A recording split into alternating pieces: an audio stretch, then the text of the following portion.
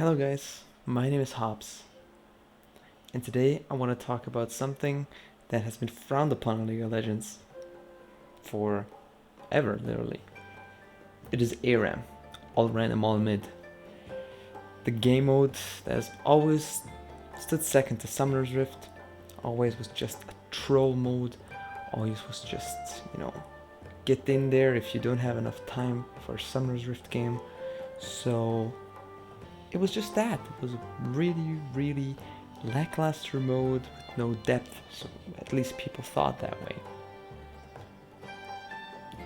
So, I played League for a couple of years and never really played ARAM, always just played Summoner's Rift.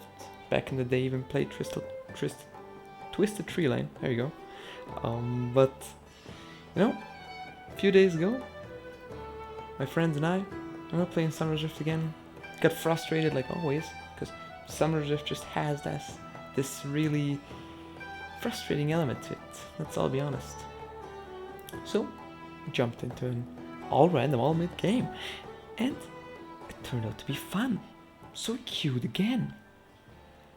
And it was fun again. Kept queuing. Yeah? It was a lot of fun. And then, after we played 2 or 3 games, 4, something like that, we went offline. We're done for that day. And then the next day, opened League of Legends, and we didn't queue Summer's Rift. First time ever. We wanted to play ARAM. We just, my friend Felix, he just queued it automatically. No big deal, Just play League, So we queued ARAM. And what happened? We played it the entire day. And that day we decided that we just wanted to focus on ARAM from that point on.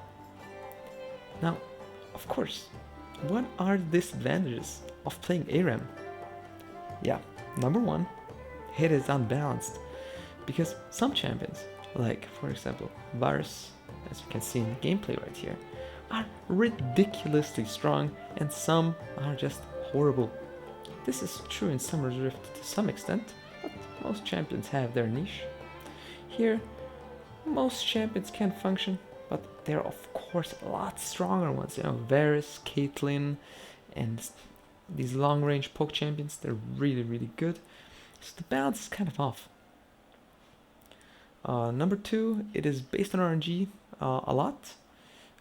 So at least you might think that way, because, well, it's called all random, all mid, so you just get random champions.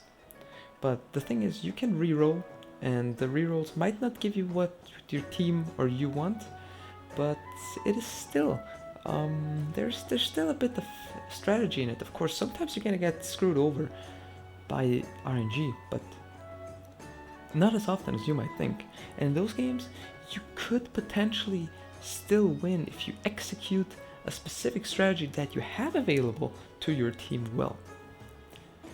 And now let's keep going with the advantages. Why we really like ARAM.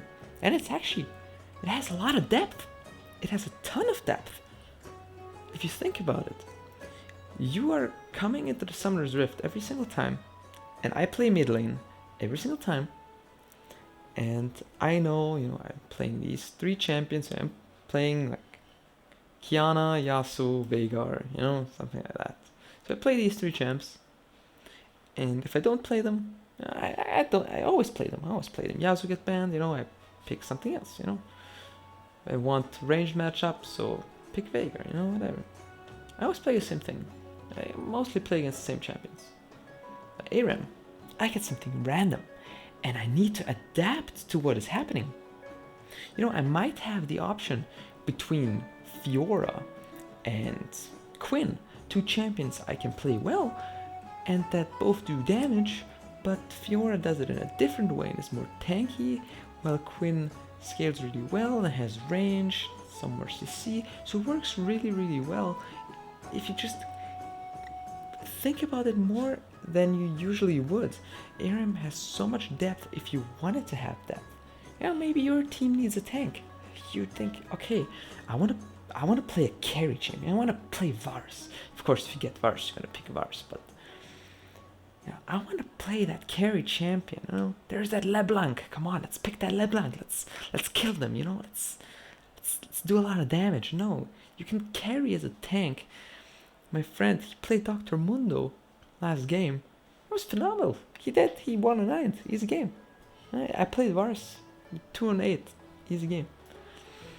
So there is a ton of depth, and as you just heard, number 2, you can you can 1-9, 2-8, 3-7 a lot better. The more people you have, the better, of course. So if your top laner is inting in Summer's Rift, sometimes you instantly lose the game. And it's probably the most frustrating thing about it. If you lose your laning phase, sometimes, or most of the times, you would know why you lost your laning phase, why you inted, and it's not that bad.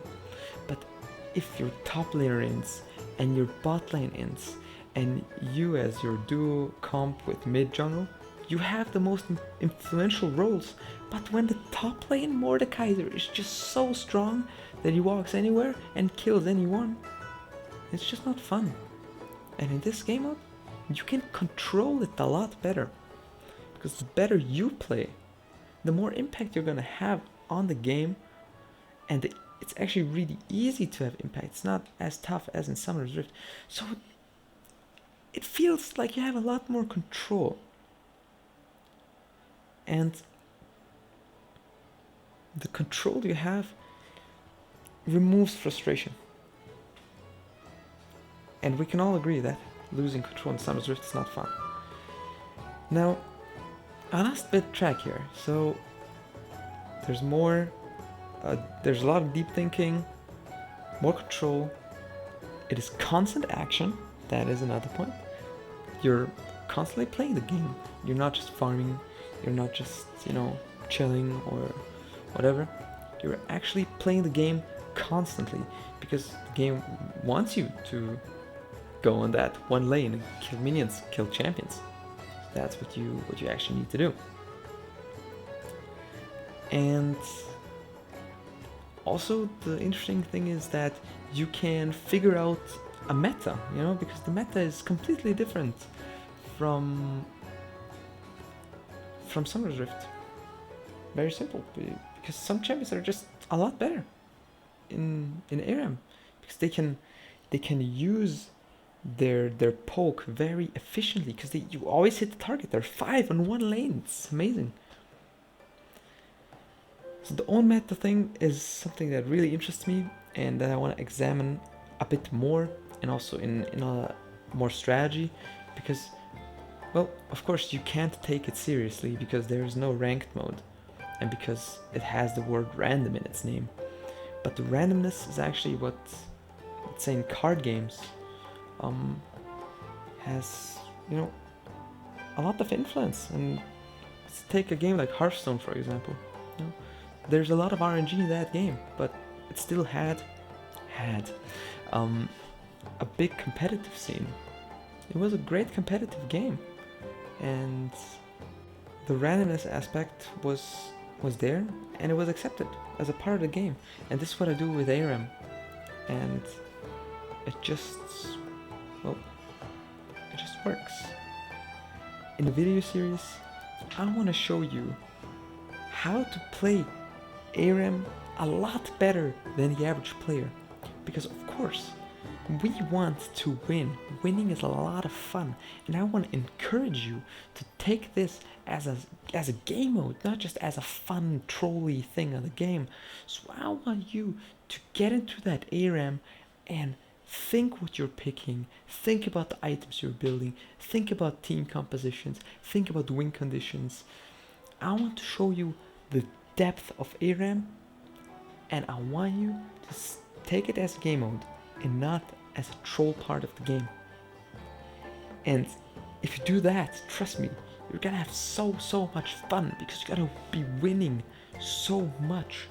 You're gonna progress a lot faster in your skills, and the fun you'll be having is just undescribable. And I hope you're gonna join my friends and me when we go into the Howling Abyss again and again and again. And I'm gonna show you guys how to do it the best way, how to have a really high win rate, how to have a ton of fun in this game mode. So stay tuned guys for the coming videos. They're gonna be really informative, they're gonna be really awesome. I hope you will enjoy them, and see you guys next time.